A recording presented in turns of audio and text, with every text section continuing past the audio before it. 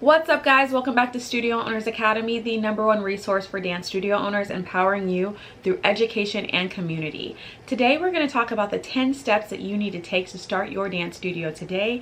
So let's get into it.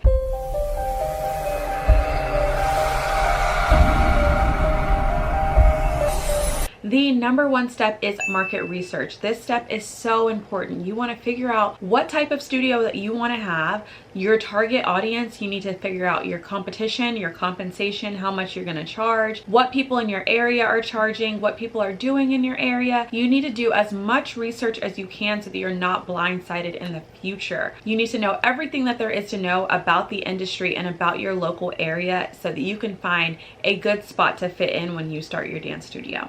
#2 is create a business plan. Now, I am not a huge fan of the lengthy business plans unless you are trying to get funding from banks. You do need to know what type of studio you're starting. You need to have a marketing and a budget plan. You need to make sure that you know your target audience around you, and you need to make sure that you know your competition and things like that. But as far as a lengthy 10-year business plan, a lot of people don't require it anymore. You don't need it. You need to know your vision, you need to know your mission, and you need to know a lot of the things that you need to get started as far as budgeting and marketing.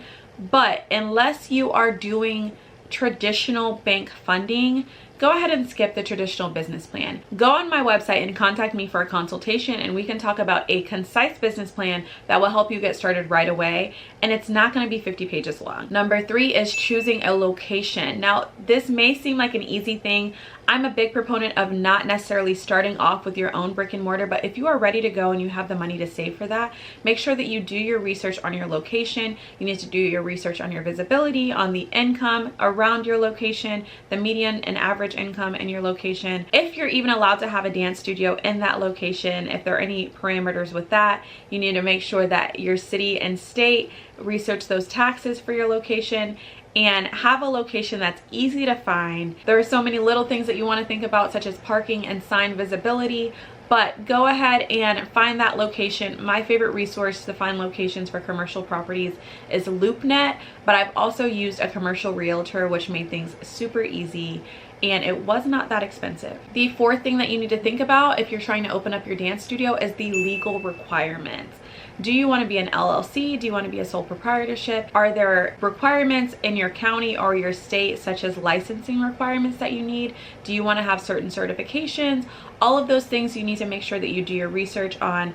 I started my business as a single membership LLC. I do recommend that, but there are also benefits in having nonprofits and sole proprietorship. So just do your proper research and do what works for you. #5, you need to figure out what type of classes you're going to offer. When I first started, I taught all of my classes. I started with dance classes and gymnastics classes.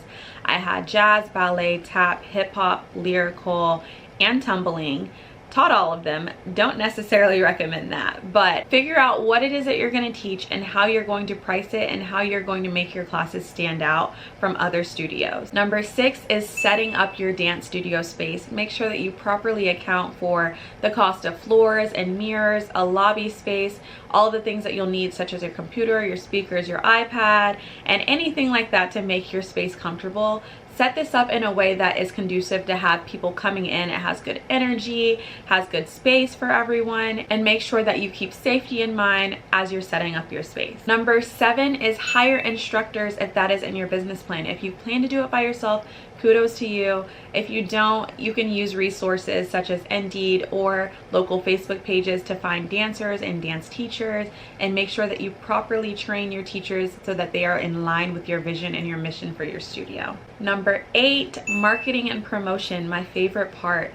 Go ahead and develop a marketing plan. It's best that you do this with a business consultant, someone who has experience as a business owner, as a dance studio owner like me, and set up that marketing plan. It is going to be so important because a lot of the times people think if they build it, people will come. That is not true. No one is going to magically come to your dance studio just because you open it, okay? You have to make sure that you're properly marketing, you're properly doing your research to market to the right people, the type of people that you want in your class, showing them what type of environment you have and the type of classes that you're going to have, and make sure that they not only know about your studio, but they know, like, and trust you as a business owner.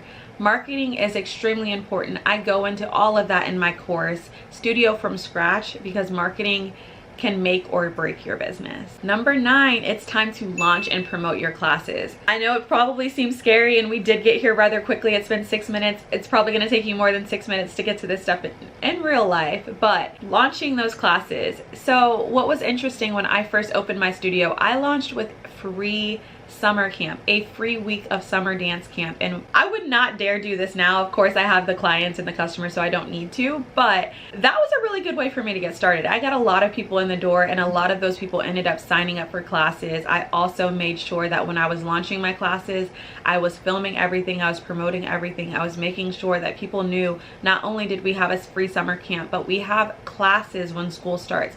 We have after school classes, we have classes during the day. I used that, and I already had a plan in place so that they knew that their summer camp was to lead them to somewhere else, and it was great. So don't be afraid to launch those classes as a business owner and just get out there. That is step number 9. Number 10, and this is something a lot of people forget about: evaluate and adjust things. Don't think that's why I told you not to make that 50-page business plan. Don't think because you have something set in stone that you can't change it, that you can't alter things, that you can't do what you need to do to be successful as a business owner, because if you do not make those adjustments, you're just going to get left in the dust, okay? Make sure that you're constantly evaluating what you're doing, the classes that you've implemented, if it's working, if your teachers are working for your studio, if the mission is working for your studio, and make those adjustments so that you can have a successful business. That's it, guys. Those are the 10 basic steps to start your dance studio, and I know it may seem overwhelming, but I am here to help you. I've had my studio for over 10 years, and I offer business coaching to help other people start their dance studios. If you go to our website, studioownersacademy.com, I have a course called Studio from Scratch that you can join, or you can apply to do one-on-one coaching with me, and I can walk you through that process directly. In the meantime, make sure you like and subscribe to this channel so that you can be notified every time I drop new videos.